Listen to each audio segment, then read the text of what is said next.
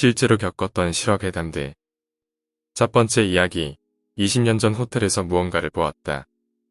제가 실제로 겪었던 이야기입니다.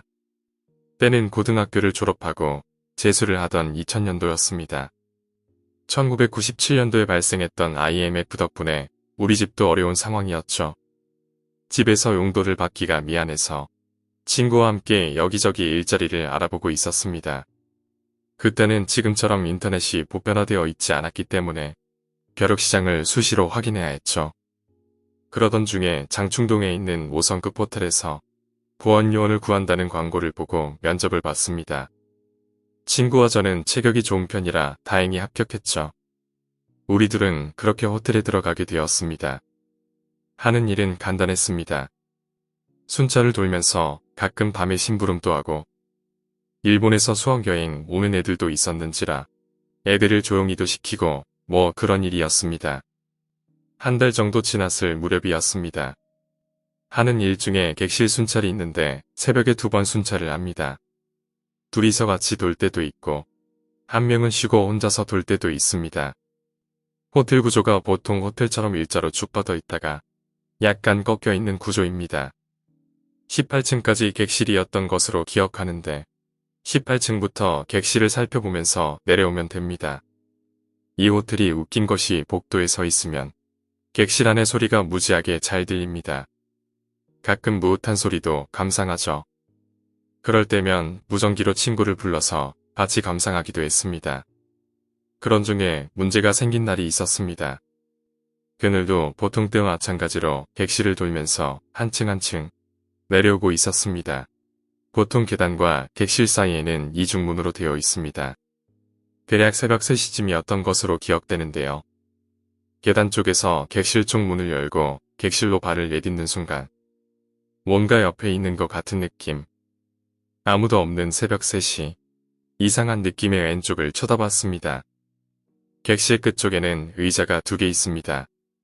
그중 한쪽 의자에 여자가 앉아있더군요. 순간 엄지뼈부터 소름이 쫙 올라왔습니다.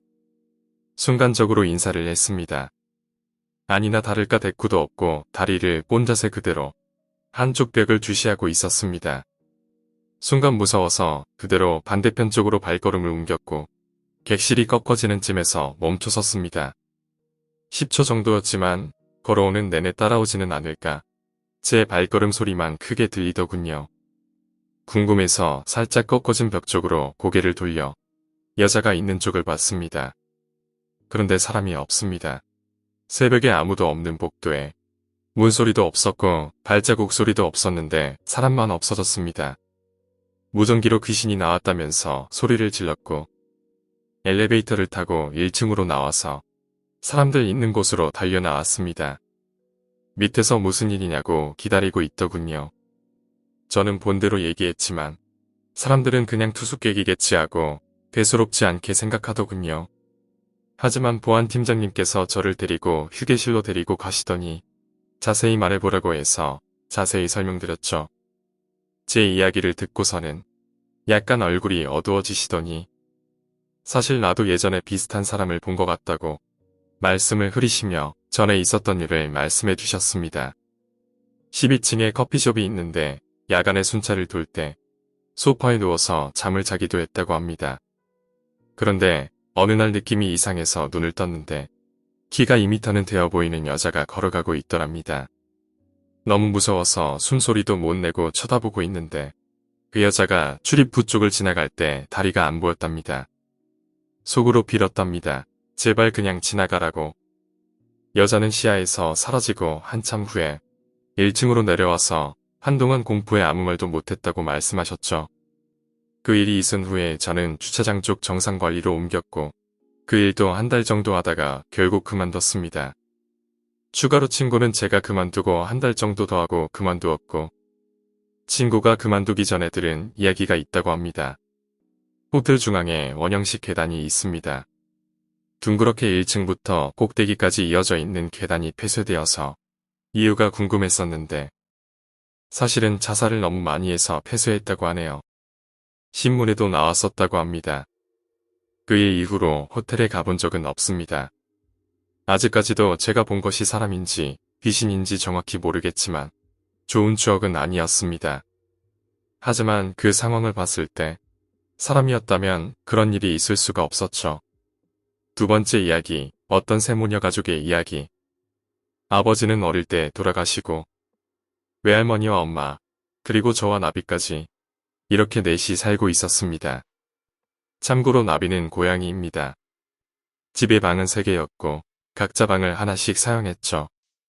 저는 나비와 함께 지냈습니다. 나비는 항상 제 품 안에서 잤죠. 그러던 어느 날 밤, 이상한 꿈을 꾸었습니다. 제가 나비를 안고서 인도를 걷고 있었죠.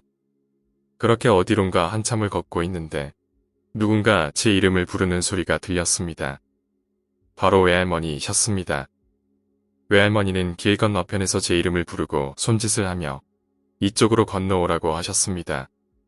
무슨 일이지 하며 길을 건너려는 순간 누군가 또 제 이름을 부르는 소리가 들렸습니다. 익숙한 목소리, 그것은 바로 엄마였습니다. 한참을 두리번거리며 엄마를 찾았는데 엄마는 가시덤불 속에 갇혀 피눈물을 흘리며 애타게 제 이름을 부르고 계셨죠. 누구에게 가야 하나, 어떻게 하지? 고민하던 중 갑자기 나비가 제 품 안에서 뛰쳐나갔습니다. 그러더니 순식간에 길을 건너 할머니 품에 안기더군요. 전 엄마가 걱정되어 일단 엄마를 구해주자며 그쪽으로 달려갔죠. 가시덤불 때문에 좀처럼 다가갈 수 없었고 그렇게 울며 서로를 부르다가 잠이 깼습니다. 이상한 꿈이다 싶어서 한동안 멍하니 있었는데 제 품 안에서 자던 나비가 없어진 겁니다. 거실을 찾아보다 없어 할머니 방문을 빼꼼히 열어보았죠. 할머니 품 안에서 자고 있더군요. 녀석 저기 있었구나 하고 다시 자러 가는데 순간 꿈속에서 울던 엄마가 떠올라 걱정되는 마음에 안방문도 열어보았습니다. 그런데 놀랍게도 엄마는 피눈물을 흘린 채로 두 손을 허공을 휘저으며 누워 계셨습니다. 전 엄마를 막 흔들어서 깨웠죠. 잠에서 깬 엄마는 절 보며 할머니는 괜찮으시? 라고 말하시는 거예요. 그래서 전 대답했습니다. 할머니는 나비랑 주무셔. 갑자기 엄마는 이불을 박차고 할머니 방으로 막 뛰어가셨고 주무시는 할머니를 흔들며 불러댔습니다. 아무런 반응이 없었고 그날 밤 그렇게 할머니는 돌아가셨습니다. 나비와 함께 말입니다. 갑자기 왜 이런 일이 생겨났던 걸까요? 오늘 이야기는 여기까지입니다. 오늘 이야기가 재미있으셨다면 구독과 좋아요, 댓글 부탁드립니다. 댓글은 저에게 큰 힘이 됩니다. 감사합니다.